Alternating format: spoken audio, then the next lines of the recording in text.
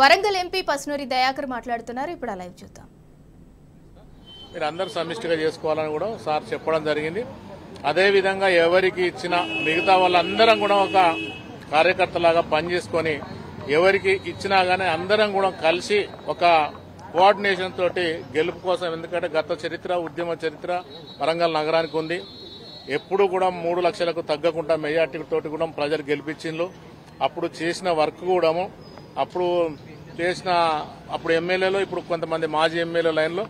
కాబట్టి అందరూ కూడా గతంలో ఏ విధంగానైతే మరి మెజార్టీ తీసుకురావడానికి ప్రయత్నం చేసినామో కొంత 1-2% పెరిగినా తగ్గినా గానీ 100కు 100% అది బీఆర్ఎస్ సీటు. అది కంపల్సరీ ఎంపీని గెలిపించుకోవడం కోసం ఎవరికి ఎంపీ టికెట్ ఇచ్చినా అందరం కలిసి సమిష్టిగా మేము గెలిపించుకుంటాం.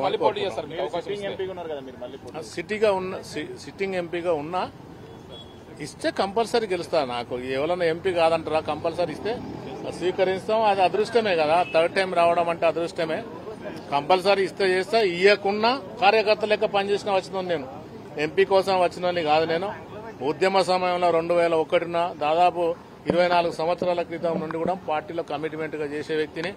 పార్టీ ఓడిపోయిన కష్టంలో ఉన్నా ఎప్పుడున్నా గానీ పార్టీ వెంట ఉన్న వ్యక్తిని.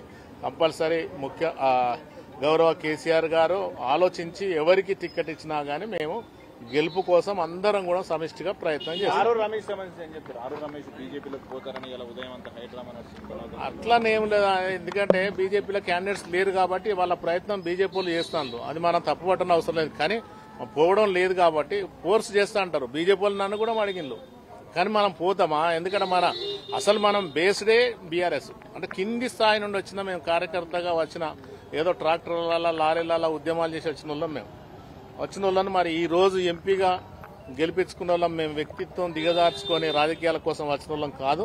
కంపల్సరీ కూడా బీఆర్ఎస్ టికెట్ ఎవరికి ఇచ్చినా మేము అందరం సమిష్టిగా ఒక కోఆర్డినేషన్ చేసుకుని గెలుపు కోసం ప్రయత్నం చేస్తాం.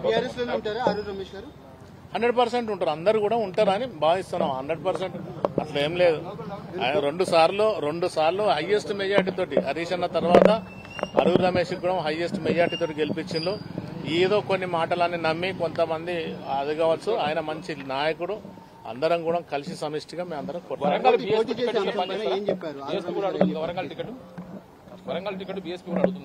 అది నా దృష్టిలో లేదు. అది కేసీఆర్ దృష్టిలో ఉన్నది, మనకు తెలియదు.